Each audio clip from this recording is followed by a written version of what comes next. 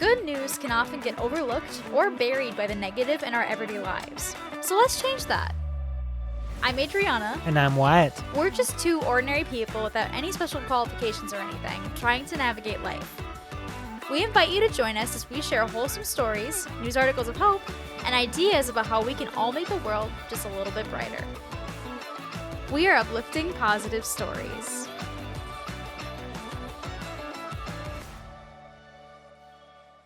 Welcome back to another episode of Uplifting Positive Stories. Thanks so much for joining us.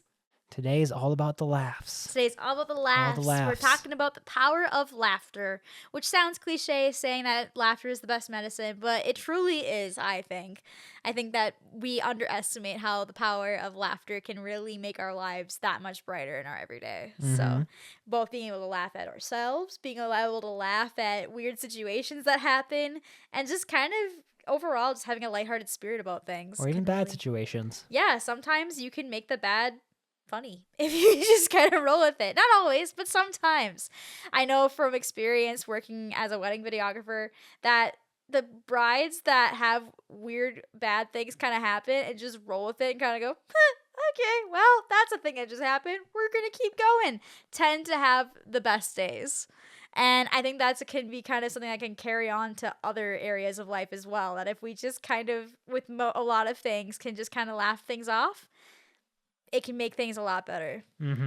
Oh, yeah, for sure. So, yeah, with that, we're going to roll into our first Reddit story of the day that comes from the subreddit Wholesome Stories, and it is titled, I sent my grandma a meme, and she's now happier than she has been in weeks. Okay. What was the meme? So we'll find out. The story says, so for context, my grandma runs a drum circle for deaf people. What? Yeah, because what is that? A drum circle? No, but for deaf people. Deaf people. All right, we're off to a good start for laughing. I thought she said deaf people. I was like, wait. I thought you said deaf people. See, and I need to pronounce things better, clearly. No, you probably said deaf. It's deaf and death are really close together. So, all right. All right. Listeners or viewers, you decide what was said or heard. I think it's very possible I just heard the wrong thing. Or maybe a little bit of both. But all right. So we're talking about deaf people, a drum circle for deaf people. I still have questions and I'm curious what that means and that entails. Well, they can feel the vibrations. So that's why drum circle. I'm sure there's still more information to be learned. That has my curiosity and is less concerning than deaf people. All right. I was like, it's going to be all right, it's an interesting kind of story. All right. All right, moving on. The rest of the story says, they haven't been able to get together due to my grandparents being in a very strict quarantine as they are both old and cancer survivors. Not being able to get together with her group has made my grandma pretty sad. I thought that sending her a bongo cat meme would make her a bit happier, and it did. But now she sends me all of her favorite bongo cat memes. She even asked my brother, who is staying with them, if he could help her make some, and she now posts videos of her cats photoshopped to play bongos on her Facebook. Oh my. This really wouldn't be much of a problem, but not only does she send me memes, she also asks my dad to show me the videos she posts on Facebook, which is surprisingly often. Over the last week or so, she has learned how to Photoshop herself and no longer needs my brother's help. Everyone is very happy that she's gotten out of this depression. TLDR, my grandma is in love with Bongo Cat. Oh my. This is either can be really funny or really annoying. Maybe a little bit of both. It helped her to get out of whatever funk she was in and feeling down. So I don't see how it could be anything but positive. What was the date for it? That is a good question. It was from 4 years ago, so probably during the pandemic. Yeah, I was thinking this sounds like pandemic era, which we've talked about before in the podcast, how hard that was for, isolation, having to... It was hard for everybody. We all had to do it, but it was even more so for those vulnerable communities that you had to do for even an extended period of time and to a whole new level. So if Bongo Cat helped her to feel happy, I mean, that can only be a good thing, right? Bongo Cat, an unsung hero of the pandemic, apparently. I just think it's wholesome. I think that I think I've seen the this meme happens. or one of them. Yeah, I think so too. I'll see if I can attach it here in the video, so if people watching the video can see it. We'll see. But yeah, I think it's really fun. I remember when I was a kid, I had a great aunt, and she was just looking for stuff to spend her doing in her free time, and so she asked me if I would be like a pen pal with her. And I was really young. I was probably like 8, I want to say. And so she would send me in the mail. She asked for my address. She'd send me cards with jokes. And then she'd ask me to send a card back with jokes. So we kind of had like a little pen pal situation going on where we'd send back and forth cards that had jokes in them. And it made me really happy whenever I got it in the mail because I was like 8 years old, so I didn't really get mail very much. So it was always exciting to find something in the mail. And then also, I didn't really know my great aunt very well. And so it kind of created a little bit of a bond between us because then when I'd see her at family events, I'm like, that's the great aunt that sent me that killer joke that I told my friends and they thought was hilarious. So I think it was just kind of a mutually beneficial So it was good thing. jokes. It wasn't the No, the they lame were jokes. good jokes. She was pretty I good. know you had stories from when you were a kid when you used to tell dad jokes and your friends would be like, no, ew, and then walk away. Or Yeah, I was told the dad joke, when someone says, I'm tired, and you go, hi, tired, I'm Adrianna.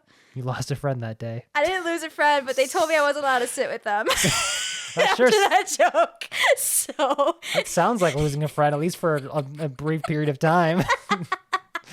it was funny. So yeah, sometimes dad jokes don't always play well, but you know what? Sometimes they do. So just know your audience, I guess. I didn't know my audience. Going on to our next story. This story comes from the subreddit Funny Stories, and it is titled "Cold?" So this story says, so this happened very recently. Scratch that. This happened today.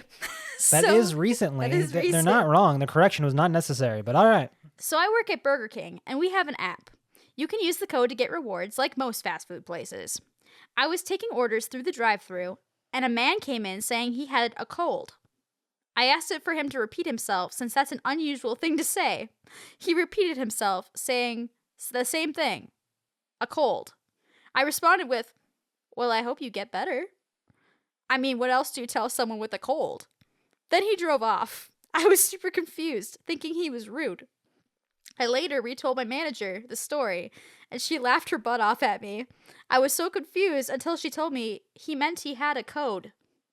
Super embarrassing. I have a small brain.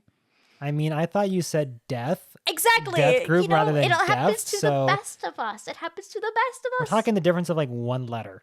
We all can sometimes mishear things or mispronounce things or not enunciate clearly. It happens to all of us. And so you have a choice then. You can either be embarrassed about mishearing or mispronouncing, or you can laugh it off.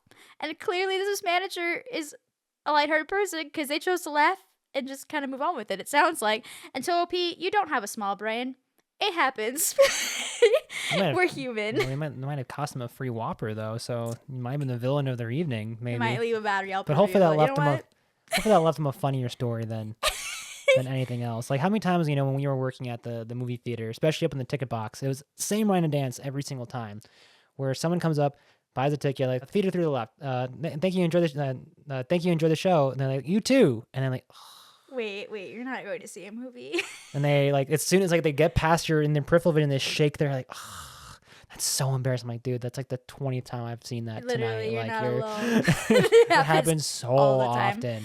And I had to say enjoy the show so often that one time I was passing out candy at like a corn maze event, and I gave the candy to the kid and I said enjoy the movie. And I just sat there and I was like, they're not going to a movie. What the heck did I just say? Mm-hmm. I was on autopilot, clearly. So we all do dumb, silly things. And this kind of goes back to the episode, Honest Mistakes, handling honest mistakes that we had, where we all make mistakes. And it kind of just comes to a point where you just have to laugh about it. And we all have done weird, dumb things. It doesn't mean you have a small brain, as OP said. No, we all do it. Sometimes we have off days, and we just say silly things that we're like, wait, that's not right, or things like that. So the more we can just laugh at it and not feel embarrassed and just kind of move on, the better our lives will be. So I just had to bring up that point again because I think it's such an important point that I think we all deal with. So that story kind of was a good example of that. And it made me laugh. I'm going to say, well, it helps that, we started off the episode with the exact same mistake. So, yeah. It happens to all of us. Even on podcasts. Yeah.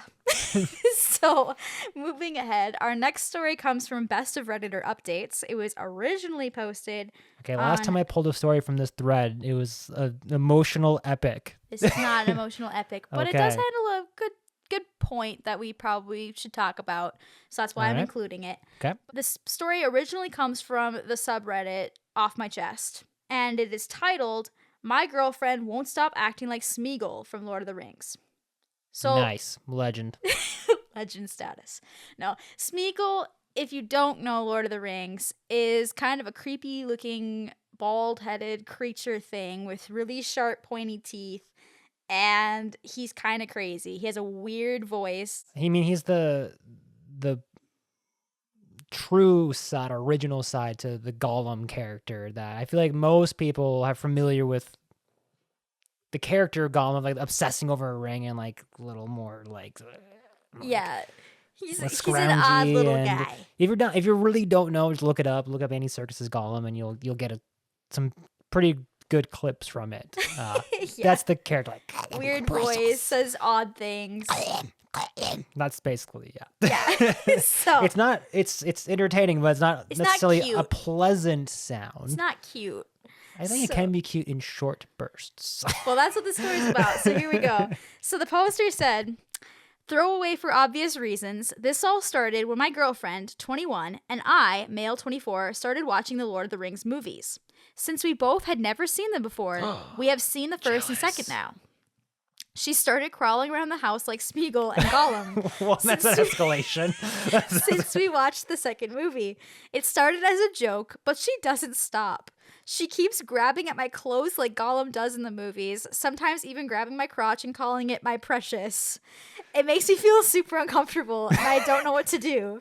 She has also grabbed raw meat and fish out of my hands while I was cooking. I don't think it's funny anymore. I have told her before that it makes me uncomfortable, and she told me she'd stop, but she doesn't stop. I really don't know what to do. I don't want our relationship to end like this." So this brings up a good point. That's funny. Yeah, it is funny. It's not funny for them, though. But it's not funny for him anymore. And I think that's a really important point to make, that laughter and jokes and pranks are all good and great. And I think it's important that we have those things in life. But there also is the important thing that we do need to focus on making sure that the other person involved in it is also enjoying it. Because if they're not, it's not funny anymore. And you need to stop, because it's kind of a consensual thing. If you're doing something and it's bothering somebody, even if you find it funny, they don't. And that's just as important, if not more important. And so I think I'm a little like bummed that OP mentioned that she's not stopping, even though he has told her it makes him uncomfortable. So it obviously is getting to a point where he's starting to question the relationship, and that's unfortunate that it's getting to that point. And I think that it's a good example for all of us of just making sure to be aware of other people and what they find funny and what they don't find funny, and not pushing that limit too hard, because very quickly a joke can become kind of harassment in a way if it escalates to that point. Not saying that this is necessary to that point yet, but it's something that you got to be cognizant of. It harkens back to our previous episode of honest communication with it's dissimilar in that it's not about a Gollum voice. It's about a beard. The boyfriend's just not taking care of his beard, and he's being told several times, "Hey, you gotta like take care of that beard. It's getting gross, and I'm finding less attraction to you because of it." And when we eventually learned his side of the story, it involved him thinking that, it was just part of the joke, that she was like laughing along, and like that wasn't the case. And yes, there are ways that maybe he could be communicating it more clearly. Maybe he's like laughing as it's happening uncomfortably because he doesn't want to come off super harsh and like, he doesn't want to make her feel embarrassed or bad. The flip side of that is, every once in a while, hey, do a wellness check of sorts, like check in. If they're saying, even if they're like laughing, like because they're uncomfortable or something. Stop! You're weirding me out. If it happens, if it happens often enough, like Be like, is this actually yeah. bothering you? Like, do you actually want me to stop? Or are you just saying that because it's kind of like, oh, this is weird? Because then we have that sometimes where like one will be getting kind of annoyed at the other. Like, are you actually annoyed? And like, no. Or like, yeah, I'm a little annoyed right now. Like, oh, okay. So you got to like just communicate about that, you know? And then I would add like, again, we're only hearing one side of the story. If you did say that you'd stop, maybe you should respect that. Yeah. But then again, we're not getting the tone of things, and there's an update coming. There's so an update, which I will get to now. It's just, it is funny though. Like, it is. I don't know. It's tough. It's the outside looking in, you know. You hear these things more so when it comes to like, you know, giving someone a hard time. Like, which, you know, might not be funny to the person who's being affected, or if it's like pranking, you know, and maybe they're not enjoying the pranks. And pranks or something like a joke's only funny if everybody's laughing. If not everybody's laughing, then it's not really what's the point? A joke. It's just for yourself and your own. It's kind of being selfish at that point, you know. But also that is kind of funny. Yeah, which is why I included it, because it makes us laugh for this episode, and laughter is kind of the theme. But also because it's a lighthearted version, I feel like, of what some more serious posts talk about. Because there are so many AITA posts that talk about, I said a joke and now my friend doesn't want to talk to me anymore. Did I mess up? Like, stuff like that. There's a lot of those kind of posts, and those are a lot heavier and a lot more like, ooh, when you read them. Versus this, you're a little like, because she's not listening. But at the same time, it's also lighthearted. So that's why I thought it was a good example for this podcast in particular. So the update says, this was 17 days later, a quick summary for those who haven't read my previous post. After watching the first 2 Lord of the Rings movies, my girlfriend, 21, wouldn't stop acting like Smeagol. I complained how she crossed my boundaries a couple of times and that I was afraid our relationship would end because of this. I've read all of your comments, and I came to the conclusion that it was just lighthearted fun. After making the post, I started seeing the humor in it. We have watched the 3rd movie, and we both really enjoyed it. Of course, it's amazing. It's a masterpiece. Really we have a poster on our wall. Anyways, and our dogs are named after the Lord of the Rings characters, so yeah, that just shows you we're kind of nerdy. So what did I do? She continued acting like Smeagol for the last weeks. So what did I do? She continued acting like Smeagol for the last weeks, and yes, there are still moments where it made me uncomfortable. Like the constant referring to my member as my precious. But I was able... That can be a little weird and off-putting, you know. Yeah. But I was able to brush it off. As the comment suggested, I tried out-Smeagoling her. So when she would behave... That could get dangerous. That could be really dangerous. So when she would behave like this, I would do it back. I assumed this would make it stop, but no, it made it worse. Oh, yeah, that's kind of why I thought it would be. We've had moments where we couldn't stop laughing because we kept interacting like Smeagol to each other. This is fine and funny in private, but because we started doing it all the time, it became something that would happen in public too. Like when you do something ironically, you can't stop doing it after a while. We were having a dinner with her parents, and we were talking to each other in Smeagol voice. Her parents were both in the kitchen. Her mother came over to ask me something, and I accidentally replied in the Smeagol voice, and it was super awkward. My girlfriend now makes fun of me for that, which is fair, I guess. After all, this story has a happy ending, and I think I like my girlfriend even more now. Oh, that's good. Let's bring them together. So it ended up working out. And I think a lot of the comments were kind of saying like, oh, I think it's hilarious. Like, that's so funny. And we're kind of like feeding jokes almost like, it wasn't exactly this, but something like, oh, maybe she's secretly vying for a ring. Wink. Because, you know, that Gollum's obsessed with a ring in the Lord of the Rings movies and wants it and calls it his precious and stuff like that. So it was kind of like jokes like that and feeding into it. And then also kind of saying, well, you know what? Life is short and, like, it's weird. But if you can, like, laugh at it, it will make things better probably. And that isn't always the case. Sometimes it is too far. And it's very possible that it could have gone the other way. And that OP could have ended the relationship over it. So you got to tread carefully in situations like this. But thankfully, it worked out. And it has a happy ending. And things are good between them, it sounds like. So...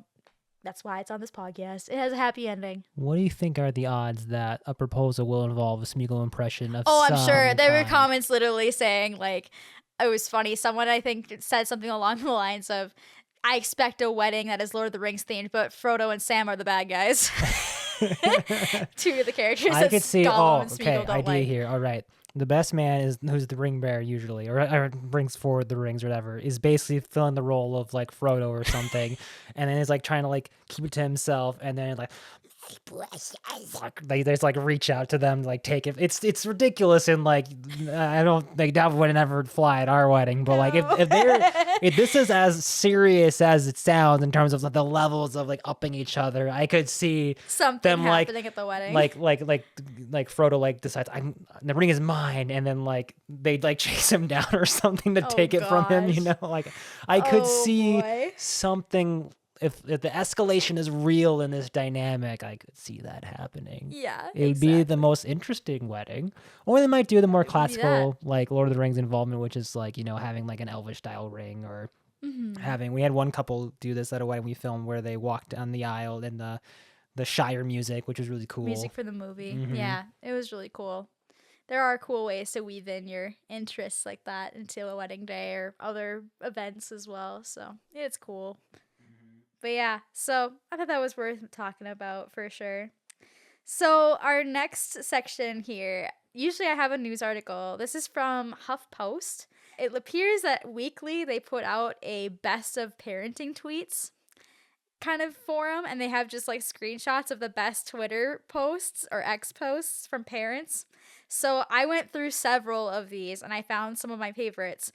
Please check them out if you get a chance. The description and below will have the actual posts, so you can go through and read them all. These are just like a sampling of each one. They're really funny.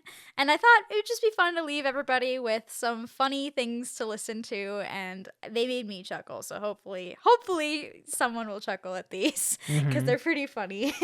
The first Twitter post says, "I try to ask my child questions instead of directly telling him things. I guess he's picked up on it because yesterday a little voice from the back asked me, 'Mama, what is the speed limit here?' And when I failed to take action, he followed up patiently, 'Is 68 bigger than 65?'" I'm like, oh no. Good eyesight there, bud. Yeah, right? Oh my gosh. Well, some of those cars have like the big numbers on the dashboard, so I'm sure the kids saw They're also aware of what the speed limit sign is too, Smart so kid. they clock that as well. Smart kid. Next Twitter post says, "I burned my son's waffle just a little bit, and every 2 minutes he holds it up to me saying, 'Look, I see it, dang it.'" Another one.